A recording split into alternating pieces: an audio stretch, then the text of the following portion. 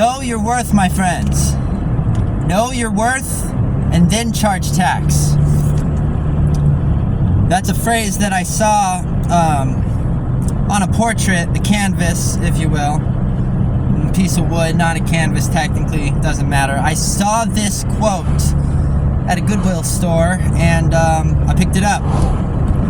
And though I don't have it up right now, because I don't have an official office yet, when I do, it will be the first thing I see when I sit down at my desk. Because in California especially, taxes are real. And they don't mess around with that. And the cost of living is ridiculous. Of course, like, I knew a cannabis grower who grew cannabis back in the 80s when he was a kid, because his dad was one of those guerrilla growers, you know. Consequences were huge. That means there was a lot of money in that industry at the time in the 80s. Very, very lucrative, because it was illegal money. Outlaw money. Now he's a millionaire, this gentleman, and he decided, well, shit, regulations and taxes and everything's so insane in California. Him and his friend they grew up with decided we're gonna open up a rec farm in Oregon instead. Now that was my main trade, you know, but when I got into that game, 2012, the price was starting to drop real quickly. It was already over a decade that medical went on happening, so there was a lot more of an acceptance, and legalization is around the corner, which I've come to the conclusion nowadays I'm not for legalization, I'm for decriminalization, right? Legalization means all the floodgates of corporate, what do you call it? Corporate corruption falls into play and exploits the product, where the monopoly makes it unjust for the family farmers, growers that have been cultivating it through the generations, right? Well, that's a whole nother can of worms. I'm here today to talk about landscaping. That is a company that I am involved in. My name is Thomas Billheimer, owner/operator of my brand new startup landscaping company, Leaf Landscaping Services, an LLC company. I decided, why not? I'm gonna go straight for the LLC, and I'm still learning as I go along, and most of what I'm learning, I'm a real visual learner, so most of what I'm learning is simply videos on YouTube. Shout out to kalfas. He's definitely one major landscaper, funny enough, does landscaping in the Michigan area. I was born in the Michigan, Indiana area. Funny enough, I don't know if it's South Bend, Indiana, or somewhere in Michigan. Either way, I was born there, and that's another story. And however, my parents, long story short, were one of those crazy teenagers, and I was a surprise, as it were, and they decided they were going to move out to California to raise their surprise, aka me. So they actually did it. So I grew up in California. My dad taking me out to do landscaping work when I was about like 8 or 9, you know. And at the time I hated it, because I was a kid and all. I just wanted to play. But of course now as an adult I do appreciate that part of what he did, because he definitely helped instill a strong work ethic within myself, you know. Hope you could read this, hope you could hear me okay. I'm just driving real fast back home, and yeah. One thing my dad made the mistake of, as many did, is underbidding jobs when he did landscaping, undercharging, and he never got the tax shit in order. He never got an LLC. He was always just sole proprietor. He never took advantage of the tax codes. Never really got tax write-offs like mileage and oil changes, and then getting your vehicle incorporated and things, which of course there's less tax write-offs if you're not a business entity, such as an LLC, you know. And me, now having my own landscaping company, I am My main complaint is the opposite. People think I'm too pricey. I love that. I love that. That's a good alternative. Best people think you're charging too much than too little. Because as long as you come out with full confidence and integrity and your actions align with your words, then that's okay. You can be too pricey. If a customer is penny pinching or on a tight budget or any of that shit, guess what? They're not the customer for you.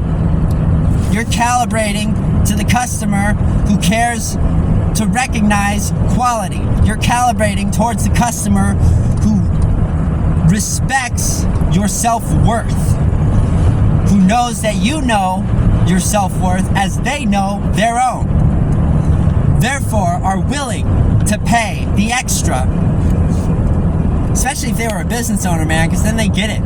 My going rate is $45 an hour. That's without my power tools. If I'm doing my power tools for an hour or more, then it's $50 an hour, you know, to cover the overhead of that. And, you know, out of that, I only see about 45% of that per hour, which means I'm only really making about 20 something an hour, if that, depending on expenses, depending on overhead, depending on life situations, you know, like, I wish I was doing that strategically and perfectly, but I'm not.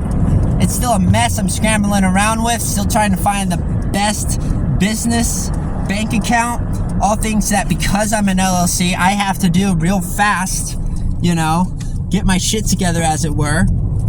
Fortunately, I don't have my advertising fully online yet, so therefore I'm not really making so much income that me not having complete separation of business profits and personal isn't going to be a problem yet.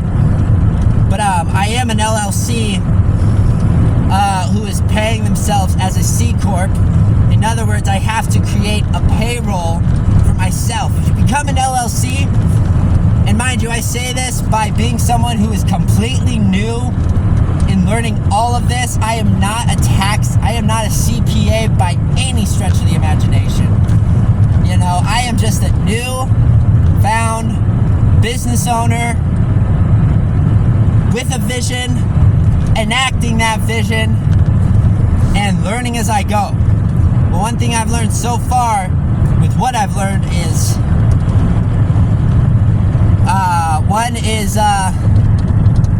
of course, the theme of this video, know your self-worth and then charge tax, right? And frankly, I feel like as time goes on and I get consistent customers and I get maintenance accounts, more so than just one-time 3-visit installations, then I'm going to raise my prices, because I am worth more than getting paid 20 something an hour. I left my family nursery because I was getting paid unfairly. It's one thing when you find out you're getting paid less than everyone else and you're living in your mom's house, right? Can't really complain about that. Okay, you're 20 something years old living at your mother's, trying to get your shit together, yeah. But then a year later, you're paying rent in an apartment. You have a significant other that you're also providing for. You know, we're in this together. She provides as well what she can. And you're going through real life shit, like maybe being a parent, maybe not. Won't say any more on that, those terms. It's confidential. And it's like, dude, hell no, you're not going to pay me less than everyone else. Who cares? I'm part of the family. I know my self-worth. You're not going to raise my income now? Then I quit, you know? That was a good job too, plant nursery, retail plant nursery. That's how I started really doing a landscaping company as myself. But I entirely digress. This is a very rough video. I'm just really recording this to get back in the habit of this channel, which I will continue to do, which is basically a journal documentation of my journey as owner-operator of Leaf Landscaping Services. Because my vision is reality and I am enacting it as we go. As you should too. But I'll leave you on this note. If you're gonna have a business entity like an LLC, I highly suggest you find a way to pay yourself. Put yourself owner operator of your single member LLC company, and this matters no matter the industry. Put yourself on payroll, especially once business comes floating in regularly. I'm not on payroll yet, but then again, I don't have a consistent enough of a clientele yet for me to really do the payroll thing. But once I do, or rather once I have the payroll, I will gain the consistent clientele. Then I will be an employee to my own company. I'll be an employee who just happens to be employed as the role of owner/operator of the company. You know, that's very important, because when it comes to credit, business credit, which I'm already like right now just trying to get, you know, whether personal credit or business credit, you are seen as less of a high risk, and you will get accepted more for credit when you are an employee to a company, not self-employed. If you put on a credit card application, business or personal, that you are self-employed, the credit card companies are going to look at you as a higher risk, and they're going to be way less likely. You're going to have to jump through way more hoops to actually get approved. Thomas, why are you even getting credit? You're working class, you know, you don't have enough money to make credit, to utilize that credit. Oh, it's a trap of poverty forever. Wrong, my friends. There is a difference between good debt and bad debt. There's a difference between utilizing credit recklessly and utilizing credit responsibly and in a way to get ahead. Most who get ahead do so because of debt, because of credit cards, but they know how to apply it responsibly, such as the 30% rule, such as putting themselves in debt with things that are worth more money in the long term, that don't devaluate, but evaluate, I don't know what that word is. At any rate, think of the long-term gains, not the short-term gratifications. And I also say this to coach myself, because currently I've got a steep hill climbing. While I was doing this business without it being an LLC, because I've really been doing side work, landscaping, since I've been working in a plant nursery, you know, about a year in. I got the job at Magnolia Gift and Garden. I'm actually wearing their shirt right now. I got the job in 2019, and by 2020, I started to do side work, doing landscaping work, you know, and only now at 2023, I'm serious with the company and everything, creating an LLC, and so here I be, you know. I forgot what I was going with that. At any rate, peace, love, and cheers, my friends. Know your worth. Yeah, it may be $45 an hour, so pricey, big whoop. Guess what? If I'm bidding a job, if I'm only planting one tree, I'm going to make sure that I bid that job where I am getting paid $60 an hour, $70. I think the most I've ever gotten paid per hour with a bid of a job is $80, you know? Do that. It may sound like so much too pricey. For those who understand and are willing to pay, they're doing so because of your energy, because of your confidence. If you're going to charge pro price, be a fucking pro. There have been many mistakes I've made along the way where the expectation was not met of my customer, and some fuck-ups I know that I made because I'm charging pro price and I wasn't being a fucking pro, you know? Get ready to feel that, you know? It is better for people to think you're too pricey than for them to think that you're the cheap guy. Because if you're the cheap guy, they'll walk all over you. They don't give a fuck. No one gives a fuck. You tell people how to treat you, my friends. You do.